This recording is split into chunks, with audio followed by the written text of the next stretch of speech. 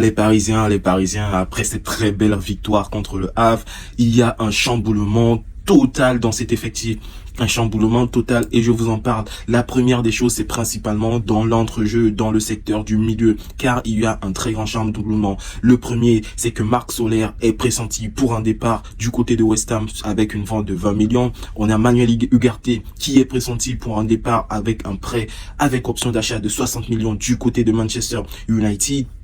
On a Danilo Pereira qui lui aussi est pressenti pour un départ. Pour l'instant, on ne sait pas où, ce qui ouvre la porte au Paris Saint-Germain pour l'arrivée d'un nouveau joueur, d'une nouvelle pépite du nom de Richard Rios. Tout le monde l'a vu durant la Copa América avec la Colombie. C'est un joueur technique, physique, avec une frappe de balle à la Vitinha. Et pour moi, il est un des très bons pions qui peut venir rehausser le niveau du milieu de terrain du Paris Saint-Germain. Sans oublier que Moscardo a été prêté du côté de Reims. Ça fait que il y a un boulevard qui est ouvert pour l'arrivée de ce joueur. Je me demande même si ce n'est pas à cause de cette arrivée-là que le Paris Saint-Germain est en train de faire de la place dans son effectif.